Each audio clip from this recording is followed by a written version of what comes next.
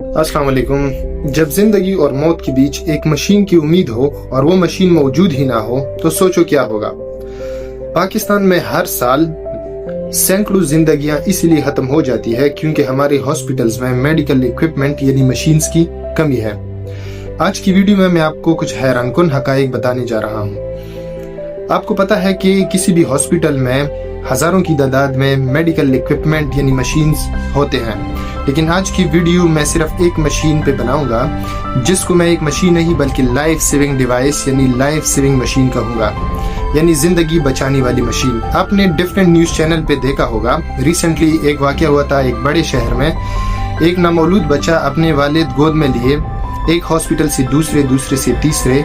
मुख्तलिफ हॉस्पिटल का सिर्फ इसीलिए चक्कर लगाता फिरता है ताकि उसके बच्चे को वेंटिलेटर मिले, ताकि अल्लाह उसको जिंदगी दे। लेकिन बदकिस्मती से 3 घंटे इधर उधर दर बदर होने के बाद वेंटिलेटर के ना होने की वजह से उनके बच्चे की डेथ अपने वालिद की आगोश में हो जाती है। इसके अलावा बहुत सारे न्यूज चैनल यानी न्यूज़पेपर हेडलाइंस में भी आपने देखा होगा कि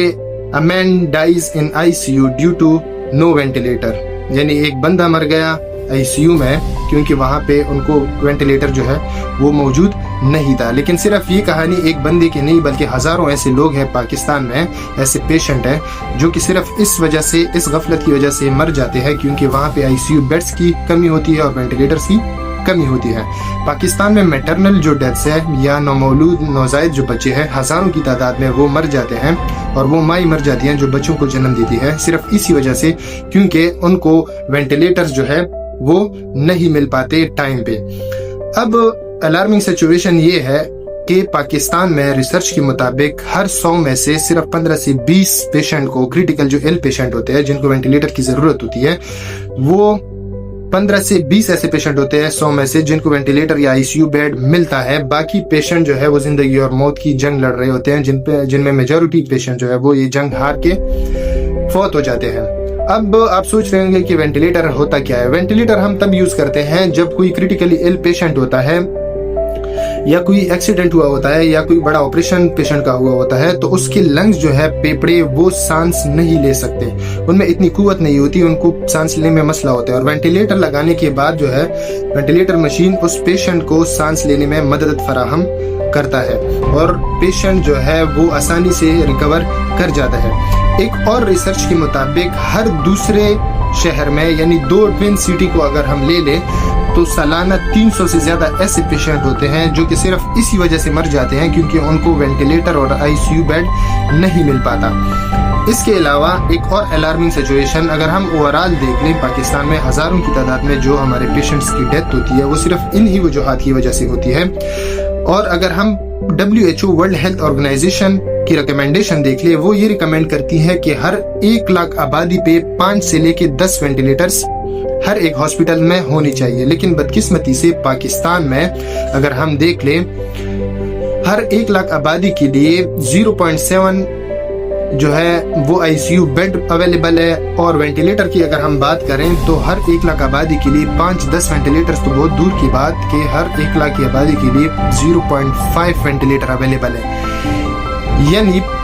1 लाख आबादी के लिए 1 वेंटिलेटर भी अवेलेबल नहीं है। अगर हम कहें आधा वेंटिलेटर अवेलेबल है, यानी अगर 2-3 पेशेंट क्रिटिकली इल है उनको वेंटिलेटर और ICU बेड की जरूरत है तो उनमें से सिर्फ 1 पेशेंट को वेंटिलेटर और ICU बेड मिलेगा, बाकी 2 जो है वो जिंदगी की बाजी इसी वजह से हार जाएंगे क्योंकि उनको वेंटिलेटर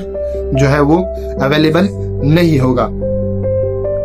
इसके अलावा अगर हम देख लें अलार्मिंग सिचुएशन क्या है। अलार्मिंग सिचुएशन ये है कि पाकिस्तान की आबादी 2023 सेंसस के मुताबिक तकरीबन 24 करोड़ बताई जा रही है, लेकिन अभी कहा जा रहा है कि 2050 तक ये आबादी 50% जो है वो इंक्रीज कर जाएगी, यानी 25 करोड़ से लेके ये आबादी 37-38 करोड़ तक पहुंच जाएगी। अब आप खुद हिसाब लगा लें कि 24 करोड़ में आवाम जो है उसमें हजारों लोग सिर्फ इसी वजह से मर रहे हैं क्योंकि उनको ICU बेड नहीं मिल रहा और वेंटिलेटर उनको प्रोवाइड नहीं हो रहा। اب یہ الارمنگ سچویشن ہے گورنمنٹ کے لیے, ہمارے اداروں کے لیے, کہ وہ کس طرح اس چیز کا سلوشن جو ہے وہ ہمیں پرووائڈ کرتے ہیں کہ اگر آبادی زیادہ ہو جاتی ہے تو فی الحال اس کم آبادی میں 25 کروڑ میں 1 لاکھ کی آبادی پہ 0.5 وینٹیلیٹر ہمیں اویلیبل ہے, تو اگر یہ آبادی اس کے ڈبل ہو جاتی ہے اس کے بعد ہماری حالت کیا ہوگی. اس کا مطلب یہ ہے کہ ہزاروں لوگ اور بھی مزید جو ہے وہ صرف اور صرف اس مشین کی نہ ہونے کی وجہ سے جو ہے وہ مریں گے. اب مشورہ, ایک سجیشن میرا یہ ہے کہ آپ کبھی بھی کسی کریٹیکل ال پیشنٹ کو یا اس پیشنٹ کو جس کا بڑا آپریشن ہونے جا رہا ہے, آپ اس ہاسپٹل میں نہ لے کے جائیں جہاں پہ وینٹیلیٹر اور ICU بیڈ اویلیبل نہ ہو. آپریشن کرنے سے پہلے اپنے ڈاکٹر سے آپ یہ مشورہ کر لیں, بلکہ ان کو یہ بتا دیں کہ آپ ہمیں یہ ایشورٹی دیں کہ آپریشن کے بعد آپ کے ہاسپٹل میں میرے پیشنٹ کو ICU بیڈ اور وینٹیلیٹر کی اویلیبلٹی آپ یقینی بنا دیں. اس کے بعد جو ہے آپ بے شک آپریشن کر لیں, کیونکہ آپریشن کے دوران آپریشن سکسیڈ ہو جاتا ہے, کامیاب ہو جاتا ہے, پیشنٹ ریکور کر جاتا ہے, لیکن ICU بیڈ نہ ہونے کی وجہ سے یا وینٹیلیٹر نہ ہونے کی وجہ سے بہت سارے پیشنٹس کی جو ہے وہ ڈیتھ ہو جاتی ہے. کائنڈلی آپ یہ ویڈیو شیئر کر دیں, لوگوں کو یہ اویئرنیس دیں کہ تاکہ ہم اس غفلت سے باہر نکلیں, اور ہزاروں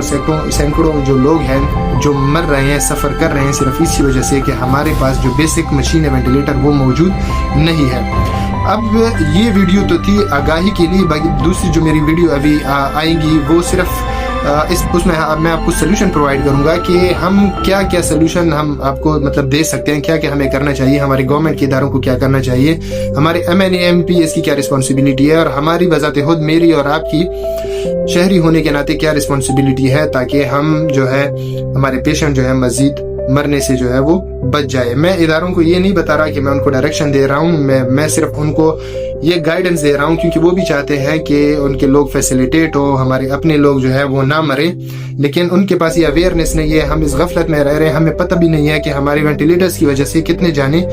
جا رہی ہیں اور کتنی جانیں جو ہے وہ ضائع ہو رہی ہیں. کائنڈلی ویڈیو شیئر کر دیں اور دوسری ویڈیو کا انتظار کریں. اپنا اور اپنوں کا خیال رکھیں. Thank you so much.